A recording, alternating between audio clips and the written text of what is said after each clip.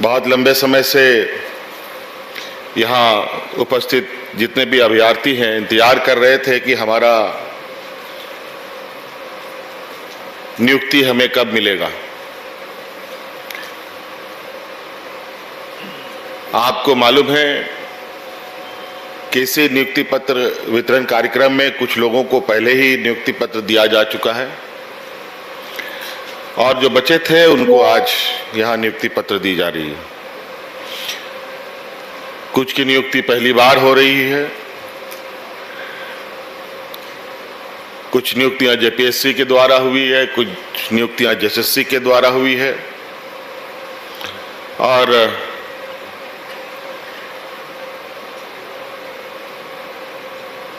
झारखंड के साथ देश के कोने कोने से भी यहाँ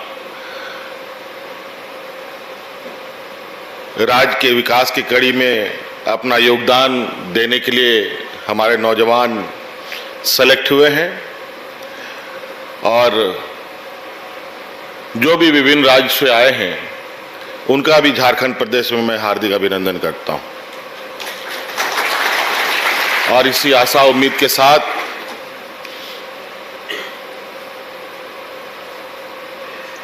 कि इस राज्य को भी देश के अग्रणी राज्यों के समकक्ष पहुंचाने का हम भरकस प्रयास सब मिलजुल कर करेंगे। यहाँ असिस्टेंट टाउन प्लानर की भी नियुक्ति हुई है लगभग 28 लोगों की, जिनके जिम्मेदारी होगी कि राज्य के शहरों का सर्वांगीण विकास, उसका प्लान किस तरीके से शहरें विकसित हों। आपके सूझबूझ और आपके अनुभव के आधार पर राज्य के शहरों को एक नई दिशा मिलेगी। जूनियर इंजीनियर की भी बहाली आज हो रही है और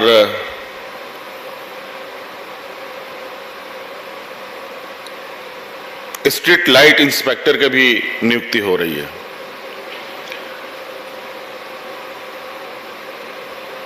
और पाइपलाइन इंस्पेक्टर की भी नियुक्ति हो रही है। हम आए दिन देखते हैं कि सड़क बनता है, पानी का पाइपलाइन फट जाता है, पूरा शहर, पूरा वो क्षेत्र पानीमय हो जाता है और लाखों गैलन पानी सड़कों पर बह जाता है। कई लोगों के आवास में पानी भी नहीं पहुंचता है और अखबारों के माध्यम से सरकार को खरी खोटी सुनने को भी मिलता है। आवागमन में बाधित होता है।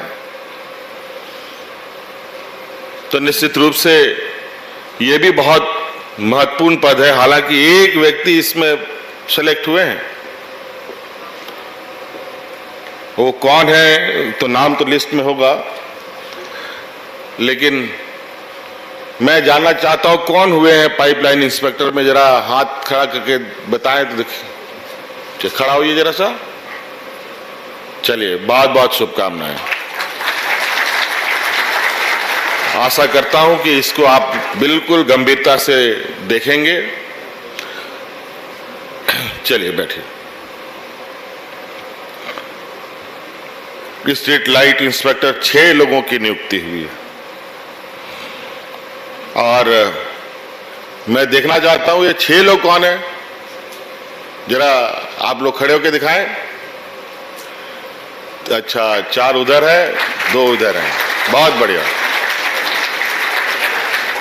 देखिए, आए दिन हम लोग के शहरों में जो लाइटें होती हैं, जलती भी हैं, बुझती भी हैं और कुछ जलती बुझती भी हैं, खूब आंख मारता है। तो ये सारी चीजें ना हो। और बड़ा अजीब, आज के दिन में एक नया फैशन निकला है, हम लोग भी उसमें कभी कभी शामिल हो जाते हैं। नेता लोग या त्योहार सब में सारे स्ट्रीट लाइटों में वो लड़ियां बांध देते हैं। बैठ जाइए आप लोग। लड़ियां बांध देते हैं और यूं ही लड़ी बांध करके छोड़ देता है।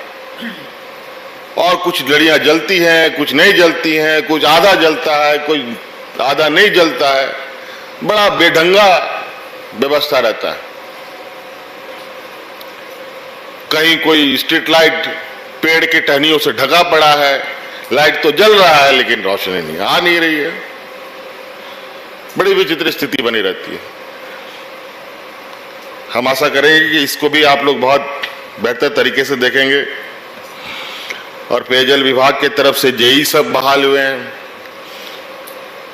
अभी अभी मैंने एक लापरवाही को फ्लैग किया है मुख्य सचिव के समक्ष में। उस पर तो अभी हम कार्रवाई करने जा रहे हैं। हजारीबाग जिले का है।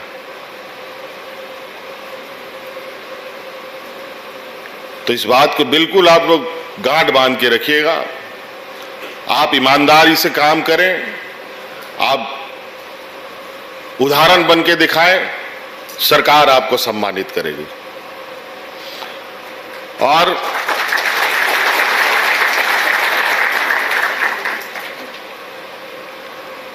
हम चाहेंगे, हम मुख्य सचिव साहब से भी ये बात कहेंगे कि हमारे जो पदाधिकारी हैं, हमारे वरीय सिर्फ IAS IPS से नहीं, जो UPSC क्वालिफाई किए हैं उन्हीं को सम्मान दे।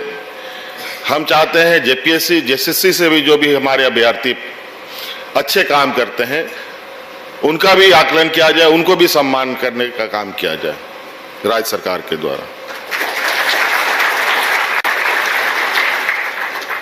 MBI की भी नियुक्ति हुई है, लगभग 40 लोगों की।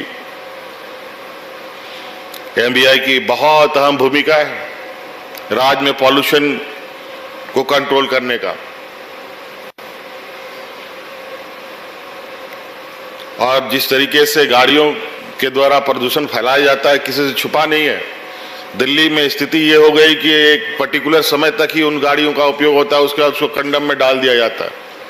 अब वो वहां पर धीरे धीरे चीजें इतनी सख्त हो रही हैं कि गाड़ी भले ही आपने खरीद कर ना चलाई हो, 500,000 किलोमीटर ही चला हो, लेकिन उसकी अवधि खत्म हो गई तो आप उसको सड़क पर नहीं निकाल सकते।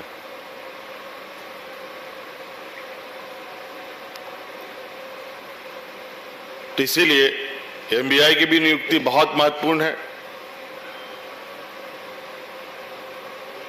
तो बिल्कुल आप लोग इस विषय को गंभीरता से लेंगे। माइनिंग इंस्पेक्टर, ये तो इस राज्य का एक ऐसा सब्जेक्ट है,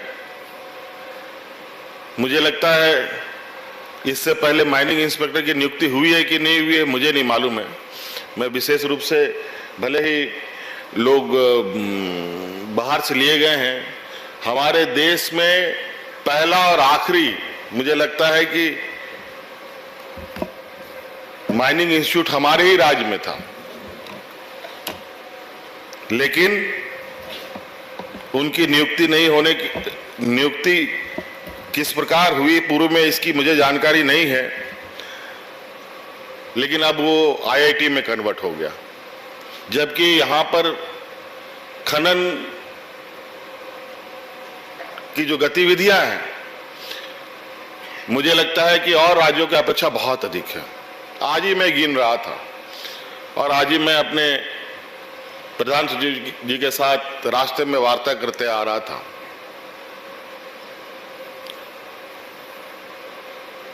कि हमारा इस राज्य का 24 जिला में आधा जिला से अधिक, अगर मैं ध्यान से, अभी हम लोग चलती गाड़ी में बात कर रहे थे तो समय बारिश का भी था, हम लोग पहुंच भी गए, बात भी अधूरा रह गई। मुझे तो लगता है कि कोई ऐसा जिला नहीं बचा होगा जहां खनन गतिविधियां ना चल रही हों। और बहुत अजीब तरीके से खनन गतिविधियां हुई हैं और इसका बहुत बड़ा इम्पैक्ट इस राज्य पर भविष्य में होने जा रहा है। जिस तरीके से नीति निर्धारण हो रहे हैं, जिस तरीके से खनन कार्य में गति आ रही है, हमें इस विषय पर और भी गंभीरता से खनन विभाग को कार्य करना पड़ेगा और निश्चित रूप से इस पर हम लोग आने वाला समय में इस राज्य में खनन कार्य कितने सुचारू रूप से और सिस्टमेटिक ढंग से हो पाए कि यहाँ के जान माल को भी खतरा ना हो पाए। ऊर्जा विभाग के जेई भी इसमें शामिल हैं और जल संसाधन विभाग में भी 30 लोगों की आज नियुक्ति पत्र लोगों को मिलना है। झारखंड एक पहाड़ी क्षेत्र है, बहुत यहाँ का जो भौगोलिक बनावट है बहुत अप एंड डाउन है और हमारी पूरी और लगातार इस बात पर जोर रहा है कि हर खेत को हम पानी कैसे पहुंचाएं।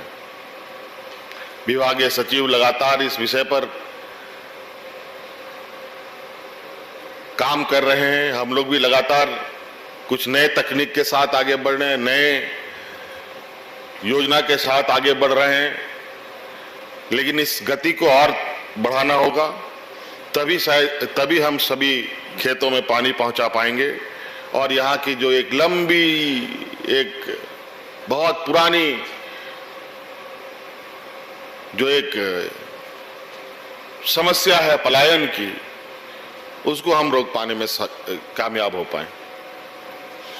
इसलिए यहाँ आज चयनित सभी अभ्यर्थियों को मेरी ओर से बहुत बहुत आने वाले समय के लिए, भविष्य के लिए आप सबको शुभकामनाएं और इसी आशा उम्मीद के साथ कि आप सब लोग राज्य के सर्वांगीण विकास में अपनी अहम और कड़ी भूमिका निभाएंगे।